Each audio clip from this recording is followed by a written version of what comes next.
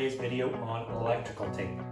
Today, I'm going to be trying to talk to you about some brief lessons in science, insulators versus conductors, what electrical tape is, different types of it, and how to use it a little bit so that you can be better prepared for if and when you need to use it. The first thing I want to do is give a brief science lesson.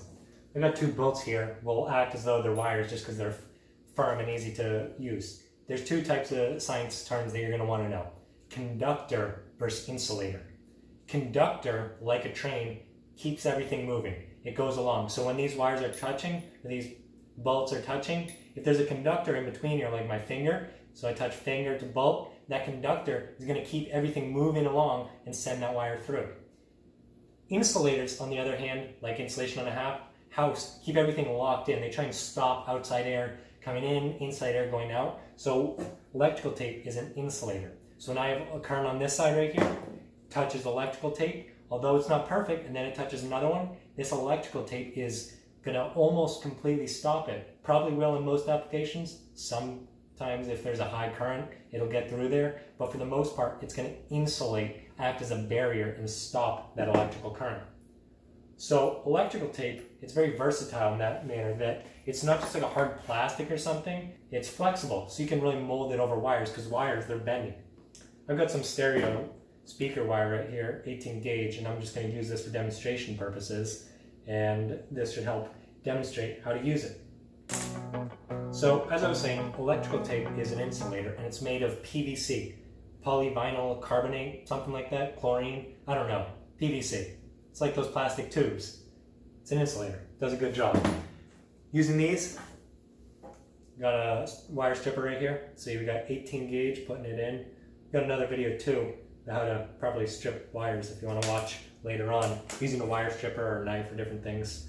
So, 18 gauge. Get rid of that. I think I used the wrong size now, but whatever. So, electrical tape. One of its most used reasons, say you got two wires here and we wrap them together. So, something common in little household stuff. Doesn't matter how you wrap it. The point is that there's something exposed, two things together. Say we got this, got electricity going through. Electricity flowing from this side right here, through this, and through this. It's wrapped and touching, so it's going to flow. However, this can be dangerous because it's sticking out. If this touches something else that's conductive to electricity, it flows through. That can short circuit, it can do all sorts of damage. So what you're going to want is an insulator to cap it in here. If I have these two wires like this, I'm looking like I want to keep this nice and almost like a regular wire. So I want it to be with the flow. So the first thing I'd do, make sure it's all wrapped up nicely. Then I'd bend it a couple times and just get a little bit smaller. It's not the most pretty. I'm sure there's better ways to wrap it, but the idea is the same. Get your electrical tape.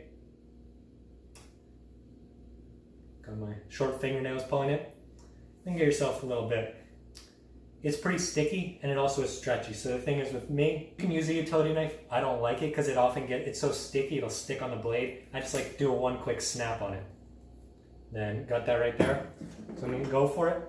Electrical tape, it's very stretchy. So it's not like a Scotch tape or something like that is just stiff. So you're going to want to take it, get it started, and then you're going to want to pull it taut. So really give it some tightness. And then you can kind of squeeze your fingers in there to really work it in there. So it doesn't matter too much how ugly or pretty it looks right now because usually electric things are going to be behind walls.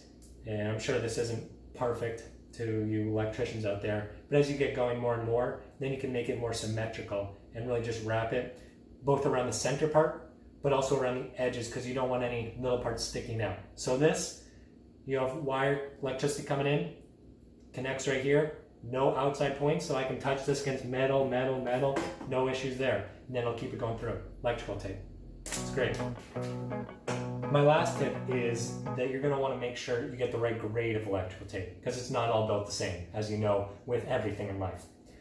This right here is standard indoor electrical tape. There's also outdoor electrical tape that is a little bit more resistant and built for some more wet conditions. So if you know you're going to be outside under a light box, under a deck, something like that, a shed, probably get the outside one. It's a little bit more expensive, nothing really, just get it.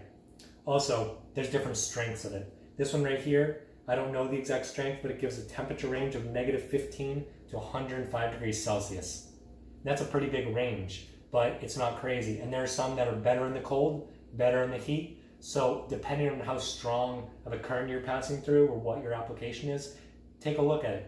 Think about it a little bit, and probably what I would recommend most, ask a real electrician who's going to say, you want this brand, you want this version. Because picking it off the shelf, yeah, it's going to work in 90% of situations, 95. But if you're passing a strong current, you're going to want to know a little bit more about what type you're doing, or maybe even consider going with actual electrical cap or something more serious. But for the most part, electrical tape is great. There's not much to it. You just wrap it, make sure it's around it, keep it tight. You don't want it loose. You don't want anything to be able to poke out, because I know there's all sorts of little wire in there. You want to really get it all in there and give it some extra distance to be safe. I hope you found this video useful. If you did, give us a comment, like, visit us at rdawg.com. That's rdawg.com. Thanks for watching. Have a great day. Bye.